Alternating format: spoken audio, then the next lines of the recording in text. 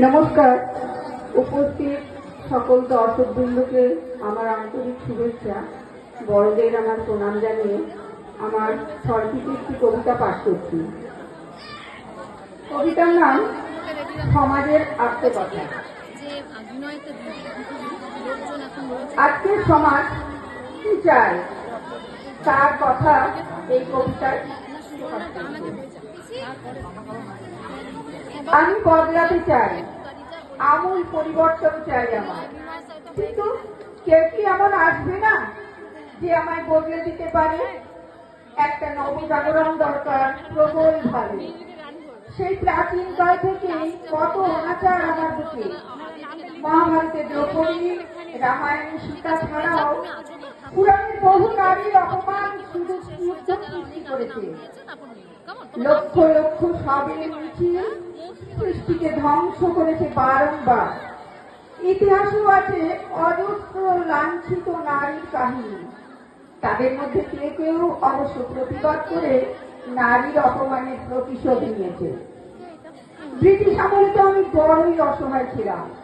প্রতিনিয়ত দেখেছি সাহেবদের অকথ্য অত্যাচার। নীল চাষিরা মার খেতে খেতে বিদ্রোহী হয়ে উঠেছিল। অত্যাচারের সীমা ছাড়িয়েছিল যখন, বাদ ভাঙল মানুষের, ঘটল নবজাগরণ। অসংখ্য ভারতীয় ঝাঁপিয়ে পড়েছিল সেই সময়। নবজাগরণের বিপ্লবী মন্ত্রে দীক্ষিত হয়েছিল তারা। ব্রিটিশ শাসনের প্রতিবাদে ঘর ছাড়া হল স্বদেশীরা। নারীরাও সামিল ছিল এই আন্দোলনে। নারীদের প্রতি সাহেবদের লালসা মাত্রা ছাড়িয়েছিল। আমার বুকে এই অত্যাচার রুখতে জন্ম হয়েছিল কত মহামানবের। ওরা ব্রিটিশদের বুঝিয়ে দিয়েছিল ভারতীয়দের কত ক্ষমতা।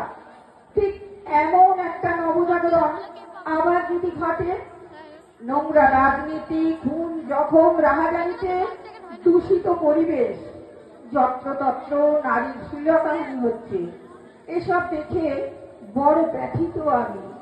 নির্ভয়া, প্রিয়াঙ্কাদের মতো কত শত লাঞ্ছিত মেয়েদের তাজা প্রাণ কেড়ে নিচ্ছে ঘৃণ্য ঘাতকের দল। সুবিচারের আশায় তিলোত্তমার রক্তাক্ত শরীরটাও হতাশা ও অপেক্ষার অনলে দগ্ধ। এমন কেউ কি আর আসবে না যে ওদের রক্ষা করবে?